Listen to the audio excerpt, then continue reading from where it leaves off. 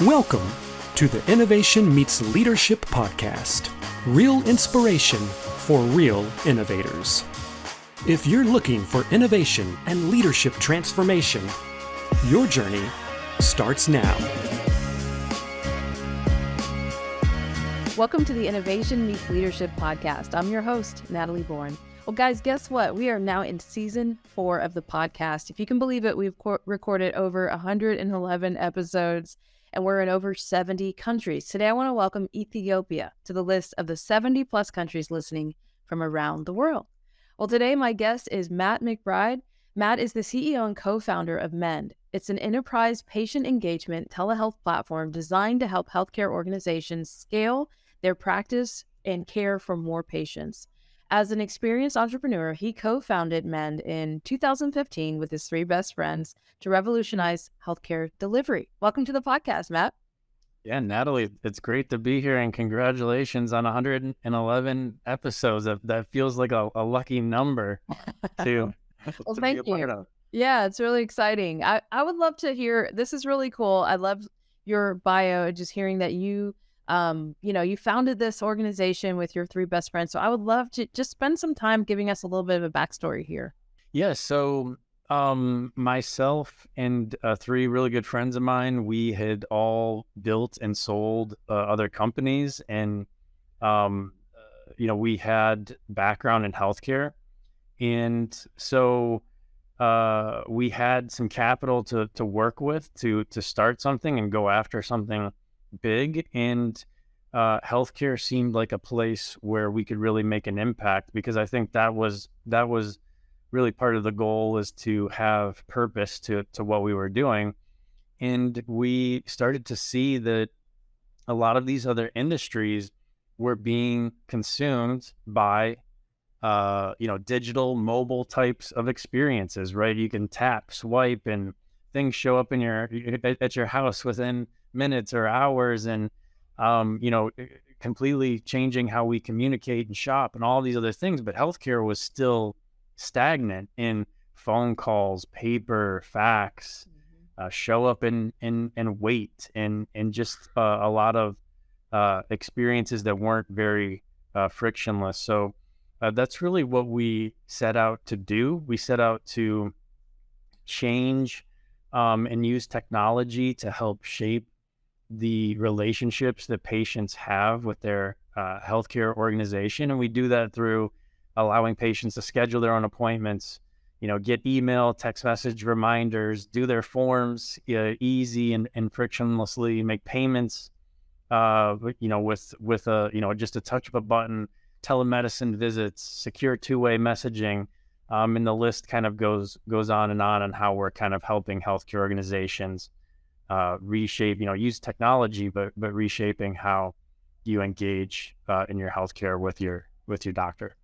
Wow, I love the fact that, and I'd love to, before we jump into what you're doing today, I'd love to talk a little bit more about just what were some of the problems as you guys were, understanding and realizing, yes, this particular industry is stagnant compared to some of the others, and what a critical industry, right, that we all need and rely on. So what were some of the value proposition statements that you felt were some of just the grounding principles of, let's start here. Let's look at these things first for the healthcare industry? Yeah, good question. I think the first thought was really around customer service, and it seemed like we had really transitioned away from a lot of those companies that you didn't like doing business with, but you kind of you had to do business with them, right? And so customer service was really taking over every industry, and technology, I think, was creating additional levels of convenience. So that was sort of the first thesis that we had. And so we started with an actual clinic. So we had doctors, and then we also had an engineering team that was building tech-enabled experiences. And so at first we kind of thought, well, the only way to fix this is we're going to have to do everything end to end, right? We're going to have the doctors, we're going to have the technology. I think we quickly realized that, you know what, the technology is key. We don't need to compete with all these great doctors that are out there. We just need to enable these doctors, and that the value proposition would be around, patient experience and patient convenience, that would, fix things like no-show rates, compliance, access to care. And, we've even seen how it can address, health equity, health equality. So there's lots of different benefits on both sides for all stakeholders involved. I love just kind of the iterative thought that you use to approach this. And it's so important, I think, when, we have a lot of people who listen to this podcast that are entrepreneurs, or they're, either started something or they're getting ready to start something, and how oftentimes what we start with is not always where we land. And I love just listening to the journey of, here's where we started, this is what we've realized, and this is kind of how we grew from that. So talk a little bit now about how you got into just telemedicine, like just talk about the whole role of telemedicine, because you've already talked about customer experience, which is hugely important really in any industry, but then it plays such a big role, I think, specifically in healthcare. Yeah. Just to go back to the point you made too, right? It's kind of hard to figure everything out in a few sheets of paper, right? Sometimes the rubber just has to meet the road. So we made a pretty substantial pivot, and that's pretty common. So, for others out there, I think you've got to that are starting something, you have to be prepared to be flexible. But we were always intrigued with telemedicine. Telemedicine was a part of the clinic that we started, and we really felt like some significant percentage of care would be virtual. Just seeing how it was starting to become part of business, right? And conference calls and other things. And so, but knowing that you were going to have to go in person sometimes too, you wouldn't be able to do everything virtually. And so we really thought about our solutions in terms of hybrid care.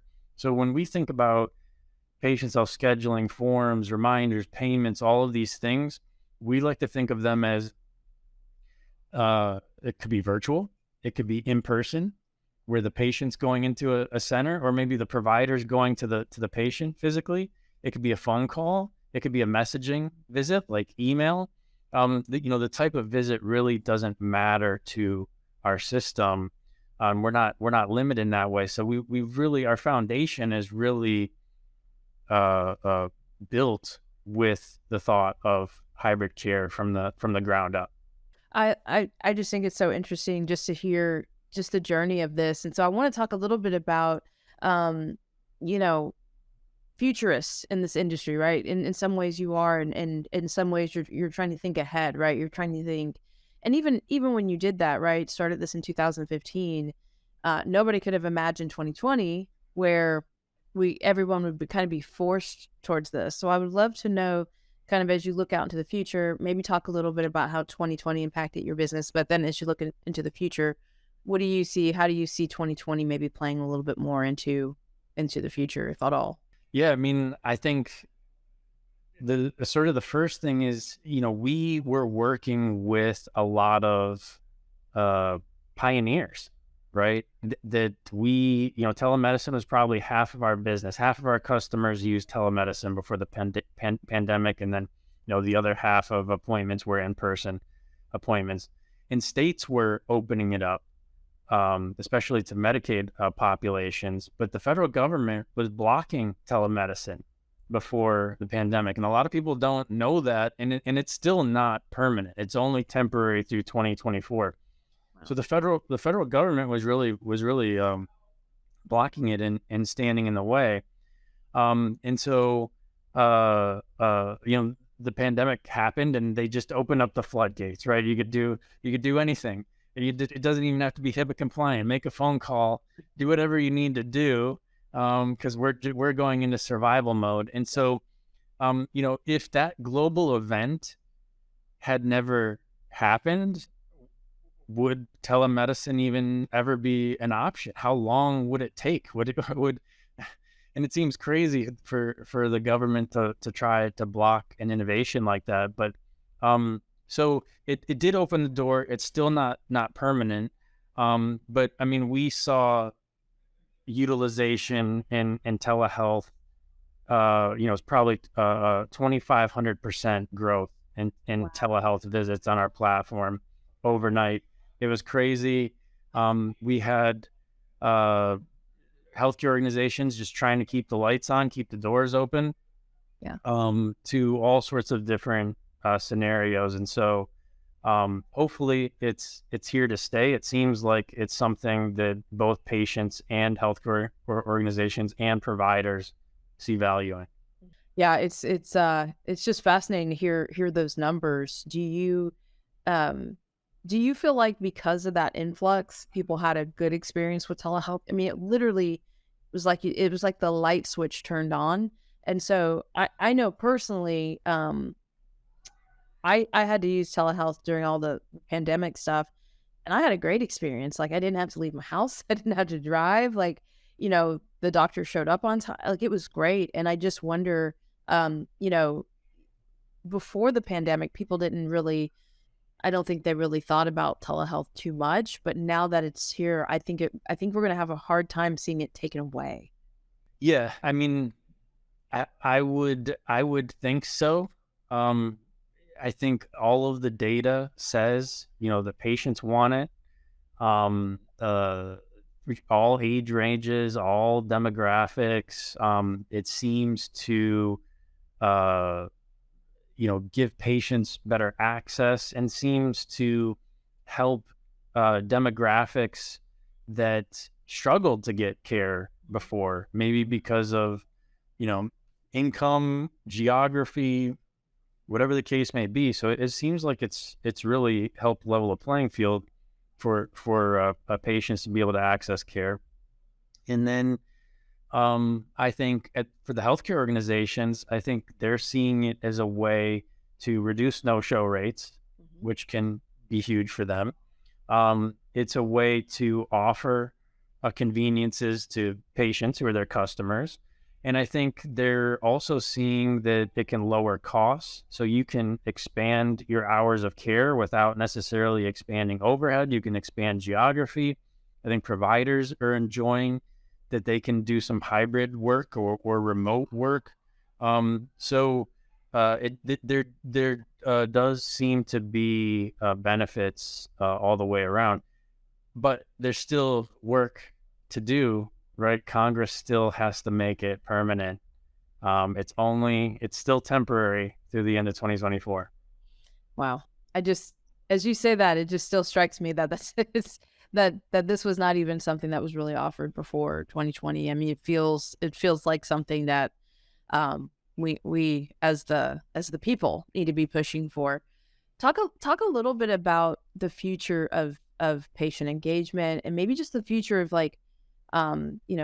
the digital patient experience. What do you see coming on the horizon? What are you working on the horizon that is going to further impact this area? Yeah, I think, there's a number of different things. I think, now that the door has been open for audio video, where are we going to go with secure messaging, right? When are we going to be able to email our provider, right? And have that be an acceptable modality for care. I think we're going to see more and more of that. There are certainly cash pay services that are available that, so you don't have to do everything synchronously, right? You can communicate over a couple days. Then I think more and more we're going to see, patients booking their own appointments, making changes, doing their forms digitally, sort of handling all of those check-in processes themselves to, making payments, even having the web camera capture all of their vitals, or maybe other wearables capture all of their vital signs. So you could almost be like you check in 24 hours in advance for your flight. I think, healthcare is going to reach that point, right, where you're checked in, everything's ready to go. maybe 24 hours in advance or a couple hours in advance. And then, it could happen virtually or in person. And then I think, we're going to get into cases where AI is going to solve language barriers, whether that be sign language or other, spoken languages, different languages being spoken between patients and providers. We're going to see, I think, AI handle more and more documentation for providers to solve a lot of these administrative burdens. And then, there'll probably be other tasks that get automated, and other things that providers do that get augmented by AI and these types of technology. So I think bottom line is just we're moving in a path where the relationship that the patient and the provider has is just going to be more and more tech enabled, and hopefully that makes things easier, frictionless, more convenient, more accessible for everybody. So that seems to be the path that we're on. That feels like a very exciting path. I even think about the fact that probably 10 something years ago, I took a work trip with my brother. We were in Italy, and he had to end up going to the hospital, and just how terrifying that was, that he really couldn't communicate with anyone, and they really didn't speak English, and just the capability, right, to maybe be able to communicate through some of these things that you're talking about, could just transform even the way we think about, oh no, I'm in another country and I have to go to the doctor, or I have to go here or there. And I had that too. I was in China one time, and I was simply trying to communicate that I needed Gatorade. I think I had like a stomach flu or something, and I got all kinds of things back that were not Gatorade. And the next day I called my friend who was living there, and she brought me Gatorade, and it was called something different in China. But just those little things, right, when you're not well, and being able to communicate back and forth, we kind of, unless we're in that situation, we kind of take for granted how difficult even that cross communication, cross languages, right? And so I think that is a very powerful innovation that we could see in this industry, which is very exciting. Yeah, and healthcare has to account for everyone, because everyone is a patient. Doctors are patients. Everybody is a patient at some point. So we really have to account for everybody. But at the same time, there's a lot of purpose, I think, behind the technology or other work that people are doing in this area. But yeah, I think there's a lot of exciting things on the horizon that'll hopefully benefit us all. That's so cool. I would love to talk a little bit about just a little bit more about your founding backstory. So when starting this company with your friends, I would love to know kind of how you guys decided who naturally fell into which roles in the organization. How did that work? Well, so I had always been more of the tech type person among those friends, and they had really been more on the sales side. So they really helped from a sales perspective and sort of tapping their network from that perspective. And so I handled a lot of the tech pieces, and I have a business background as well.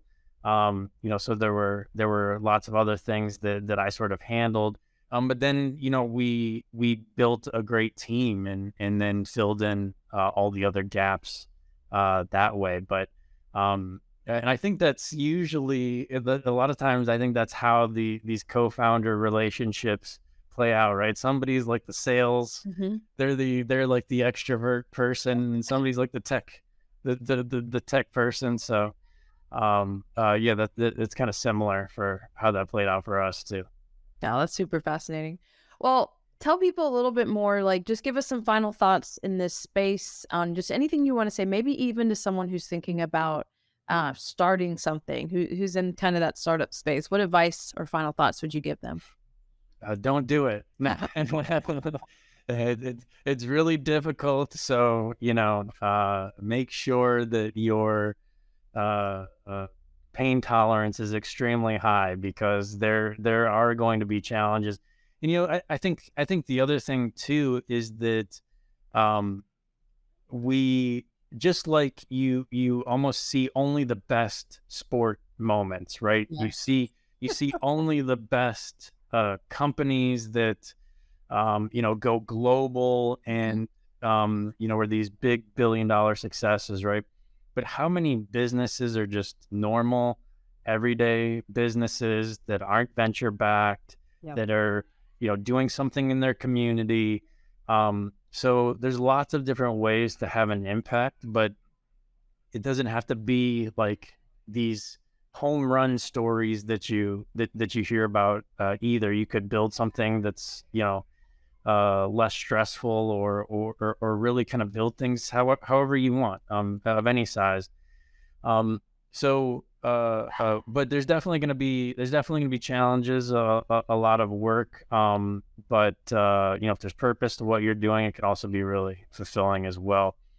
And then, anybody is welcome to check us out at mend.com, MEND.com, and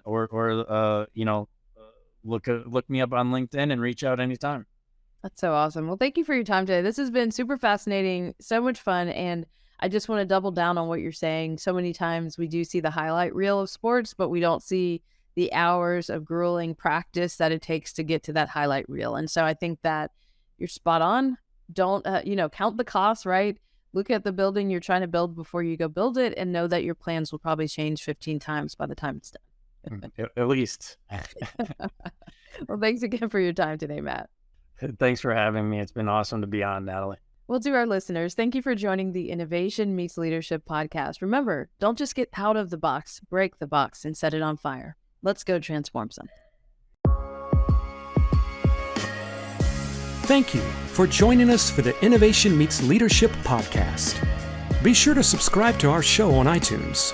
Follow us on Instagram or Facebook at Innovation Meets Leadership, and visit our site at innovationmeetsleadership.com for more innovation resources. Hey, my new book is out, Set It on Fire, The Art of Innovation. Click on the link to learn more. And don't just get out of the box, break the box and set it on fire. Let's go transform something.